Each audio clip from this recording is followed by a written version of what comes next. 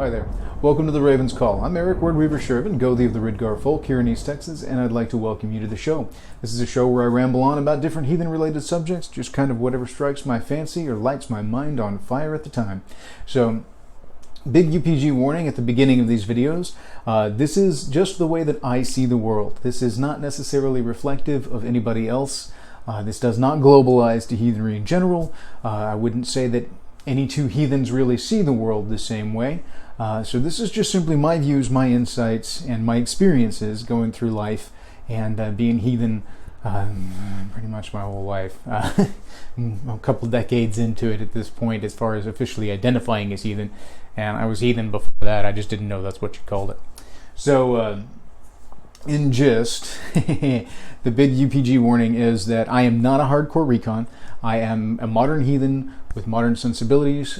See heathenry as a tree, roots and tradition, growth towards the future. Go back and watch my previous videos to get my full stance on all of that. But you will know that I take a very middle-of-the-road approach, okay? But this is just my experiences, not a hardcore recon. So there's a lot of things that I will go based on experience, insight, and my own logic, etc., as opposed to hardcore research. But there are certain things that I will be hardcore research about too. It just depends. The whys are important. Anyway, all that out of the way. If you guys like these videos, if you enjoy what you see, please hit like down below. Give it the old thumbs up. Hit subscribe, ding the bell. This keeps you up to date on everything. Lets you know when I have something coming out. And the more you interact with my videos, the more like them you will see pop up. Okay? Comment all of that stuff down below. In the description section, you'll find all my contact information so you can email. I do get back to emails, but sometimes they get lost in the shuffle. Very, very busy, so do forgive me, guys, if I am way late on getting some emails back out. It's been busy. I leave them as unread or marked unread in my box so I know to come back to them. I just haven't got to come back to any in a while, so I'm going to get on that here as soon as I can. Facebook is where I do most of my interactions over at Word-Weaver Productions. You can see the link down below. My Saraha is on there, all that kind of stuff. So, all right. So, today we're going to talk about the oath web. When I did my previous video on hold oaths, I got a lot of follow-up questions on it. Okay, I got questions about dissolving, questions about building the hold oath, questions about the oath web itself, and it made it clear to me that this is a subject that merits coming back to in a couple of different videos. And in order for the oath web aspect of things to make sense, my last video on Hearth Clan Tribe needed to be a thing, because in order for people to really understand the nature of oath webbing, the oath web, you needed to understand the sovereignty of Hearth with relation to tribe and how tribe really works. And so it makes a lot more sense when you look at the context of the hold oath in relation to the binding of hearths together within a tribal structure. Okay? So let's talk some about the oath web. Part of the reason to do a hold oath is to bring someone into the oath web. And the oath web strongly ties weird between individuals, between the hearths within an organization together. And it creates that gravity point in weird, go back and watch that video, creates this anchor point, the solidification of a fixed point in time, you know. It's one of those things that Doctor Who wouldn't be able to go back and fix because it's a fixed point in history. All my nerds out there, you know, all my Whovians are screaming right now, hooligans. But the idea is that the oath process creates a strong tie in weird, binding these two families together for as long as the oath holds. Okay? And we talked before in the last video about Hearth, Clan, and Tribe and how those things work. Well, you obviously don't oath into your hearth. Your hearth is tied by family. That's the SIB. That's the lowest, smallest, indivisible social structure. It is the tightest that it can be. It can be a single individual. It can be a couple of parents and some kids. It can be just a couple. Can be, you know, a band of brothers that are living together. But your hearth is your home. It is your roof tree. That is where that's at. And it is the people that are a member of that family, not necessarily individual. We talked about that in the hold oath thing, or in the Hearth Clan Tribe one. That it doesn't necessarily have to be, like somebody who may be rooming with you is not necessarily part of your hearth. They may live under your roof tree, but that doesn't make them part of your hearth. They're a guest in your hearth. Anyway, so hearth comes first, then clan, then tribe. We talked about that last time. When you look at the oath web, what the oath web does, like I said, solidifies those ties of weird, but you take a central leadership, whether this be Gothi, chieftain, whatever your structure may be. You have this hub, this individual who is the anchor for everything. And then they have individuals that oath to them directly. And then these individuals then oath out. And I know I talked some about this in the previous video. I wanted to kind of get down into some of the nitty-gritty on this, but the splintering of these separate oath web lines, again,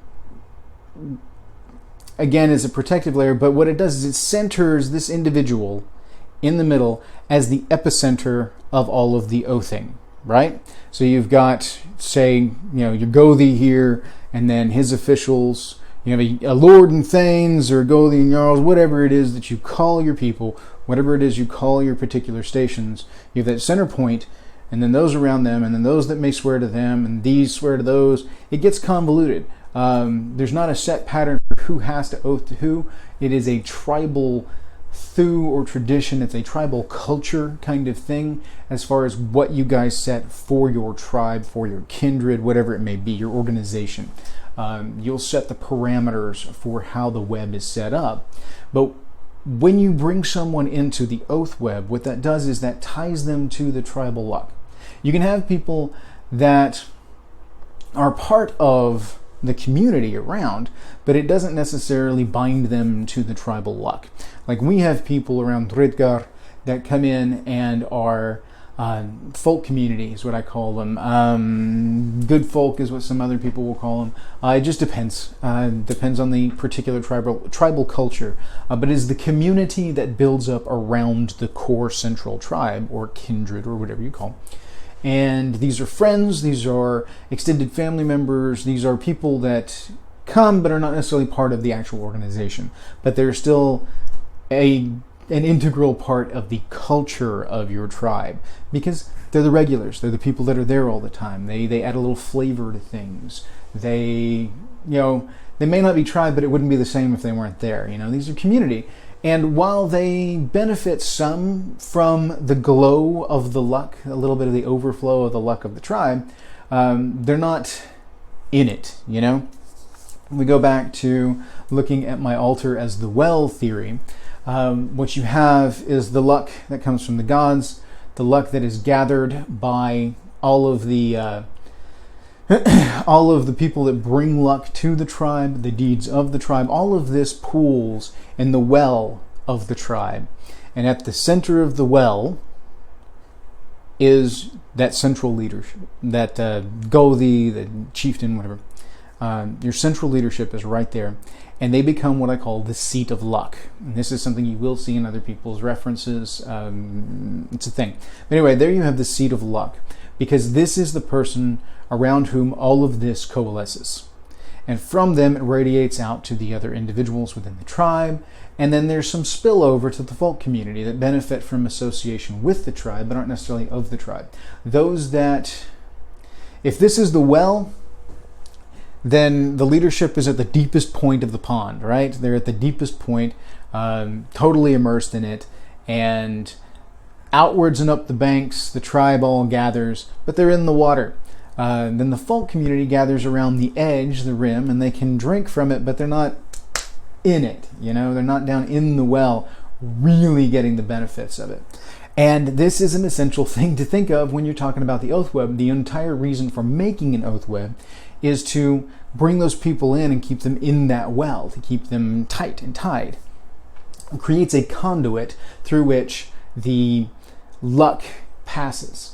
And it's a two-way conduit. Sometimes you can oath in people that just aren't right or are toxic or whatever, and that can taint the well. We've talked about all that before, so I won't go into the details on that again, but you get the idea of that's a conduit through which the luck passes, and this central leadership becomes the seat of luck. And that's really the crux of what I want to talk about right now, because this is the other end of the whole oath aspect. Okay, we talked about the reciprocal aspects of the oath before. We've talked about the way that the flow of the oath works. And I can talk more about the structure of the oath if we want, but that's a very tribal culture thing. And so getting into the nitty-gritty on that is, it could be completely off base for this particular tribe. It could be spot on for this one. It just depends, because everybody builds theirs a little bit differently. There's some key elements that are always there. But seed of luck is something that I really want to talk about. I had somebody, it was Brandon, the cat. Some of you guys know him. Many of you have heard me talk about him. I actually interviewed him, I think, in our Freyfaxy video a while back. Hit me with a great question because, sorry, I'm hitting my wire here, because he's just a smart guy and he thinks about these things. What is the relationship of heathenry to the idea of noblesse oblige, the noble obligation? The idea behind noblesse oblige is that there is a heightened level of responsibility for the leadership to the lower ranks. These people that swear their fealty, that feed into it, the higher echelon, the leadership, is responsible for these people and to these people, and the weight of their responsibility is heavier because they have more to bring to the table. And so that very much mirrors what is the core element here in the seed of luck, because all of these people that come and enter the oath web feed in their luck, they feed in their experiences, their weird, into the well of the tribe, and that falls to the leadership of the tribe for safekeeping. That seed of luck is responsible for protecting the purity of the luck, for keeping it strong, for keeping the different flows of luck into the tribe good and strong. They're not just responsible for keeping the flow from the members coming in strong and good. They're also responsible, depending on your particular structure, for keeping the flow of luck from the gods, from the sacred, down into the tribe good and strong, to keep those connections, that floodgate going. Again, if we go back to the metaphor or the simile of the well at the base of the root of Yggdrasil, this is Ur's well. The keeper of the well is that leadership, and the folk bring their luck, their weird, into the well. This is the tribal well. And so that leadership takes on kind of the responsibility that the Norns would in safekeeping the well, in being responsible for it, and in doling out its contents. They still feed back up the line, up the roots of Yggdrasil to the gods, and then the dew from Yggdrasil drops down into the well itself, bringing luck from the gods down into the well. This is a great analogy for what's going on here, because the leadership is responsible for keeping that flow with the gods. It's our responsibility to make sure that our tribe is thought well of by the gods, to know the favor of the gods, to be friends of the gods. Our job in that leadership position is to make sure the gifts are received, to make sure the gifts are appropriate, to make sure we are repaying in that right of return, to make sure that we are feeding back into that gift debt. The entire idea behind that is that if we maintain the favor of the gods, they continue to favor us with drippage, with luck, and they bless the folk, and then it is through us, as that conduit, as that centerpiece, to dole that out to the tribe. You literally are telling them to go with the luck of the tribe. You are blessing them with the luck of the tribe. And so that's a key element on what's going on within a ritual, because that person that is facilitating the ritual becomes that center conduit for that luck. And we're going back to ritual structure now. All of that feeds down into the individual through the altar. All of this, it's a channeling process. There's several different types of magical work. There's channeling, there's sorcery elements, alchemic elements. I can go on for days on that kind of woo-woo stuff, but that gets really out there, and I'm not sure if you guys really want to hear about any of that anyway. So, but it's channeling work that's occurring here.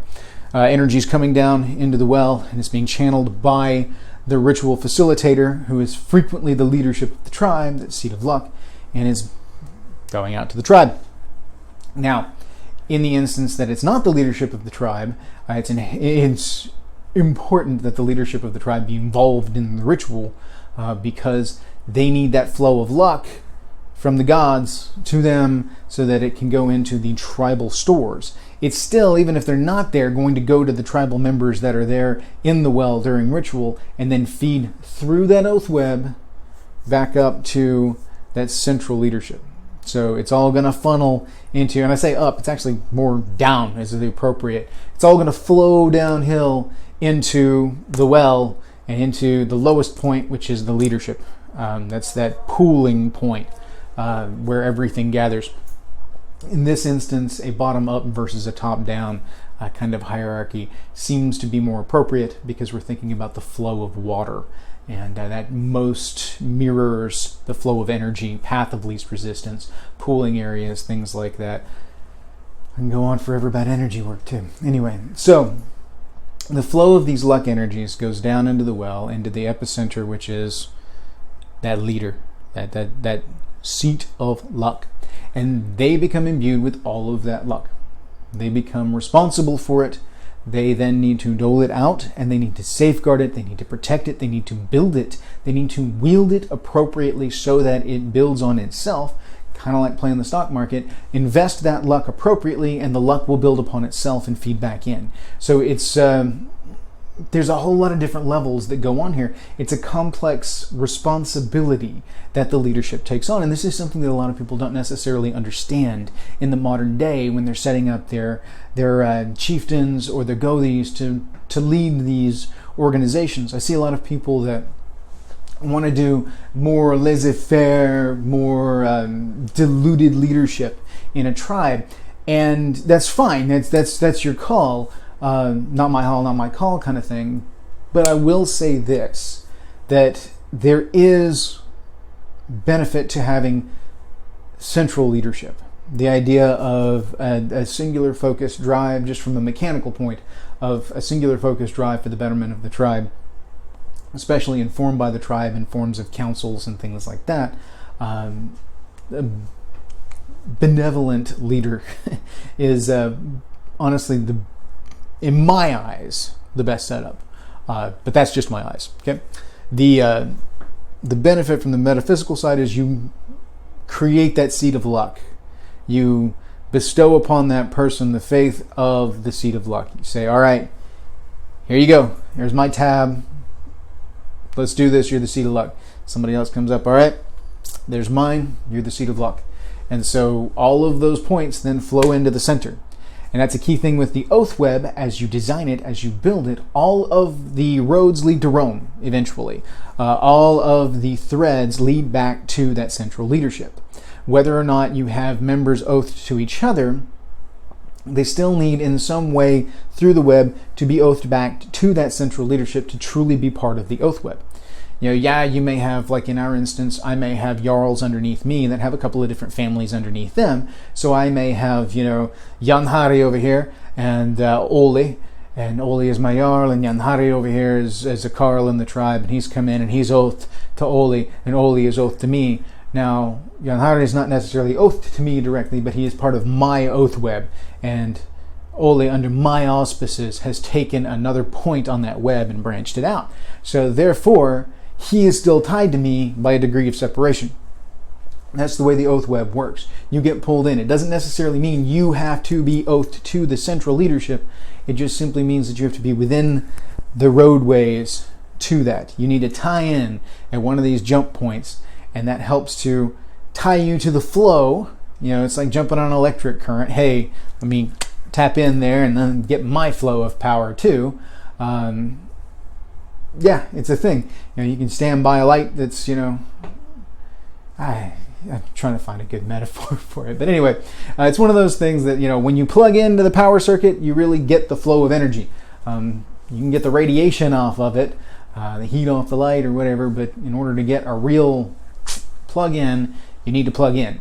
And that plug becomes your oath web. Then you swear oath to this plug in the wall, and then all of a sudden you're part of the giant circuit that all feeds back to the powerhouse in the center. And it all flows from there and to there, and it's Pretty good metaphor. So that's the key element here when I'm talking about the oath web. Okay, the seat of luck in the middle. Because of the level of responsibility that we take on when we take up that mantle, we must take our responsibility in that leadership extremely seriously, because there's a lot of people riding on us, and our decisions impact the luck of everyone within the oath web. Now, different levels of the oath web can be cut off. That's where we come back to one of my other questions that came up. I had a writer write in and ask me about. Well, they asked me a little bit about what actually goes into an oath web. How do you know when it's time to make the oath? But one of the things is the release of the oath. And I will tell you the ritual of oathing, as far as the ceremony of hold oath, differs from place to place, from person to person. One of the key elements to it, though, is that two people swear over an oath ring, usually with both having a hand upon the oath ring and swearing to one another. We'll refer to the person who is, oathing into a tribe as the giver of oath, because they're giving their hold oath, and then the recipient of that oath, the taker. That's the person who's in the tribe and is taking the hold oath of this person. Okay. So for purpose of, these are not official terms, this is just kind of how I'm going about it to explain it for this particular run through. Okay, so the giver will come up and swear their oath to the taker. The taker, both of them having their hand on the oath ring, the taker will hear their oath and then swear a reciprocal oath and then officially tie their weird together. We do this through the exchange of drinks in our tribal horn. I'll have the first person drink and charge the horn and then pass it to the giver, and then the giver will drink from it to take part of the luck of the tribe into themselves, and of course feed theirs into it, and then the taker will take another drink to solidify that circuit, and then we consider it complete once that is done, after the oathing is done. So that's very bare bones on some of it. Ours is actually more complicated than that. But that's kind of the gist of it, the bare basics of an oathing ceremony. Now, in order to release someone from the oath web, this can occur from the center point. The seat of luck can release anybody's oath throughout the oath web, because they are all under the central leadership's auspices. He's responsible for all the subsequent oaths. So even if the jarl, one of my jarls, doesn't want to release this person, or isn't available to release this person, I could do it for them. I could step in and say, nope, I'm dissolving your hold oath. You're no longer a part of my oath web, because it all comes back to that central leadership. They have control over the entire web because they are the seat of luck and have to have that power. If you do not empower your seat of luck with that, they cannot adequately safeguard the luck of the tribe. They must be able to cut any of the threads within the tribe at any time. Similarly, as the weaver of the web, the seat of luck can reappropriate those oaths within the oath web to a more practical location, or let's say middle management is the issue and you have to cut out a middle management individual. The seat of luck can do that as the holder of all the oaths, and can cut out this centerpiece and then restring those other oaths to themselves. Do you necessarily need to go through and re-swear those oaths? I would say not. Some would say you do. It's a tribal tradition aspect, but they are in part of the oath web at that time. So if you have to cut out this middle piece through ceremony, the central leadership can simply bring forward those oaths and take them either onto himself or reassign them to another node, another point on the web, and tie them in that way. It just depends on your particular structure, but the key thing is to make sure in setting up your tribes that you empower your seat of luck to be able to do these things. The release of the oath is simple as far as ceremony goes. The central leadership, or the individual that holds that particular oath, the taker, not the giver, can, over the oath ring, stand up and say, I hereby release you from your hold oath and cast you out of the oath web, whatever your verbiage is going to be, and simply declare the oath dissolved. Because that's a key element in building your oath, is that it is not a lifelong oath. It is as long as the oath is held between the two, with the understanding that you don't have to set shield, because the shield naturally for this kind of an oath would be excommunication from the social construct in which they are oathing. So similarly, you can simply just cut that tie and let them go. Preferably you do this in person, but sometimes things are toxic and you have to do it remotely. It happens. It's a thing.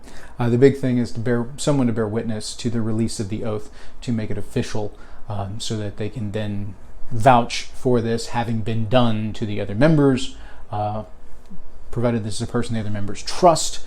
I recommend someone that's already within the oath web, so that the others that are tied to them can consider them valid, etc., etc., etc. Multiple witnesses are better, but sometimes you got to work with what you got. Okay. Similarly, the seat of luck can stand up over the oath ring and say, I dissolve so-and-so's oath and hereby redirect all of their subsequent hold oaths to here, or I redirect this oath to this one to that one, this one to that one, and that one I'm taking to myself. They are the weaver of the oath web, so they can redirect things however they see fit. That's the thing about central leadership. They have to be empowered with that ability to be able to do those things. If you want to move, you can eliminate middle management, you can create new positions, and then just rearrange people within the oath web how you need to, As far as the intertribal structure goes, you must empower your central leadership to that effect, or else they don't have the power to protect the web and to put the infrastructures in place necessary to make sure that the flow of luck goes the way that it needs to. So it's a long ramble. Hopefully I've hit some of the key points here. Like I said, the questions that were asked of me were big things about the idea of noblesse oblige, which is the obligation of the upper class to the lower class. I hope here I have exhibited why that concept is very valid within heathenry, as far as that seat of luck holding a higher responsibility to the under levels than the others. To flip that into our well, that epicenter must feed up to the banks, and they have a greater weight on them and they're obliged to do well by these individuals because that's the role that they have taken on. Yes, noblesse oblige does indeed apply, at least in that application and that interpretation of the term. You can get finicky with syntax and all that stuff, but the gist is, yeah, it applies. So, talked a little bit about the oath web itself, why it's designed the way it is, why it needs to be malleable in the format that it is, empowering your central leadership so that they can manipulate the malleable oath web, and then of course the concept of bringing in or letting go, why those are important. Somebody asked me about the impact, letting somebody go from the oath web, cutting them loose. How does that impact everybody else on the web? Well, ultimately speaking, in that you've got the epicenter here and all these other branches, it depends. If that's the only, if you've got a small oath web and that's the only line, then it impacts fairly heavily because you're cutting off a major flow.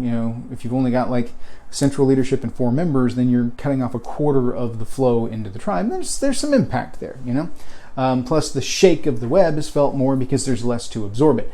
The wider the oath web is, the more it can absorb and the less impact losing one of those lines is. Now, because of that central leadership seat of luck aspect, you can overextend the oath web and not have a strong enough store of luck to feed out to the ends. And so people get looked over. People don't get the flow the way they need to, and you can have withering towards the edge of the web.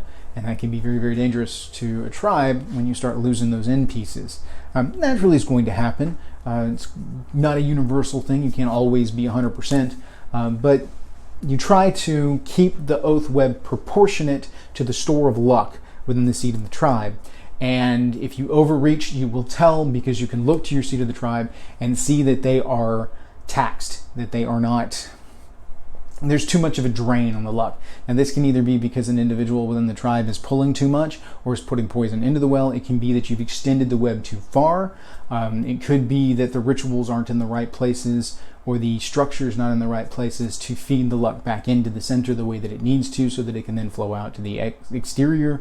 There's a lot of different factors that can go in, but if your central leadership's not doing well, It may be a red flag that there's something wrong in the structural aspects, or there's something that they need to tend to within one of the flows to bring everything back into the pool. Maybe we're not as good with the gods as we should be, and we should re-up that because we're not getting that, that government funding to our organization so that we can keep doing what we do.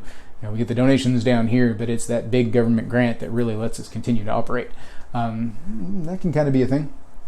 So you want to stay good with the gods so you can continue to get their blessing and that luck, because that's what the blessing is. It's a charge of luck to the tribe, and then the tribe doles it out, and we all benefit together. It's kind of the way it works. So anyway, I hope this hasn't been too rambly. I hope that I've hit some good points, and I hope, again, it's not too redundant on the previous video. I do fear sometimes when I revisit these subjects, especially if it's been fairly recent, that there's some redundancy in my explanations, because you guys know how my mind works at this point. I ramble, and sometimes my rambling revisits areas that we've already covered before. Those is not necessarily, it's a thing, but there's enough new in this to hopefully give you the context of why I pull that to the forefront and why we look at it from a different angle, things like that. So, thank you guys. I appreciate it. I hope you guys enjoy these videos. Hope you keep coming back. As long as you like the videos and do all that stuff I talked about in the beginning of the video, I'll keep making them. As long as you guys like what I'm talking about, like want to hear what I have to say, I'll keep churning stuff out. I mean, it's going to get kind of out there sometimes because there's only so many areas of heathenry that I can talk about on a weekly basis before some of the stuff just kind of gets silly. It'll be kind of like Sweeps Week. Because you gotta plug it with something. So do give me recommendations, give me requests, ask questions. Don't be surprised if I turn one of your questions into a whole video, because that feedback is necessary to keep good content coming your way. If you want to know it, there's probably others that want to know it too, or at least to hear my take on it. So anyway, thank you guys. I cannot say how much I appreciate you guys. At the time of the viewing of this one, we are at 1,205. 1,207. I'm sorry. I gained 2 last night. 1,207 subscribers. Holy monkeys. That's crazy. Just wow. I couldn't even begin to imagine when I started this silly little project on the side that you guys would like it this much. So thank you. Cannot express how much I appreciate it, and the feedback that I get from you guys is heartwarming. Cannot tell you the number of people that have written in and told me, hey, I'm learning so much from your videos. I'm a newbie. I'm just starting out, and I love what you're doing. Please keep doing it. And almost every video I put out, I get somebody that say, please keep doing what you're doing. Thank you for that. It really does warm my heart, and I thank every one of you that has reached out to me. You guys are awesome. You're the reason that I keep doing it. So thank you guys. Hail, may your hearth fires burn bright.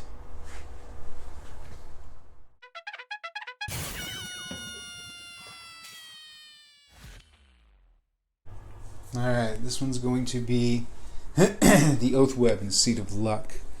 Let's try a little pre-show setup here. Get the hair set, hammer. Alright, so just so you guys know, I got a request from somebody on a change of camera angle. Felt like they were looking down on me. And 84 episodes in, this is the first time I've had somebody ask me about that. So I prefer an angle where I'm looking like directly at the camera. Of course, I'm looking at my iPhone filming, so it's like pictures over here and cameras over here. And so I'm like going back and forth between the visual to double check my spacing and all this stuff, and then the camera. It's ridiculous. Anyway, let's give it a shot. I'm going to try putting something together. I need to have something to go out next week, and to be quite honest, it's been a heck of a week. Long week. Business stuff at work, fuel pump on the truck, trying to get some kittens out to new homes, because Twyla runs an unofficial rescue out of our house, and it's just been kind of crazy. So, fun! Alright, here we go. Now we're going to give this Oath Web deal a shot here in 3, 2, 1. Let's jam. Hi there, welcome to the Raven's Call. I'm Eric Wordweaver Sjerven, Goathie of the Ridgar folk here in East Texas. And we're going to pause because I don't really like the braid being over my shoulder like that. It just kind of looks bad. We'll just make it look like I got my hair pulled back. How's that? Much better. All right. And back in. Straighten the shirt out a bit. 3, 2, 1. Let's jam. The whole design of releasing the hold oath is built around. Crap. All right. Hold. We're going to skip the whole. Where's my pen? We're going to skip the whole thing and come back to it because it doesn't make a whole lot of sense till we talk about the oath web. So I'm going to make a note and we're going to come back to it. Fun. See, this is how this works. Sometimes you get going and you go, ah! No. All right. So we're back to the beginning. Strike it. Repeat. Start again. In 3, 2, 1. Let's jam.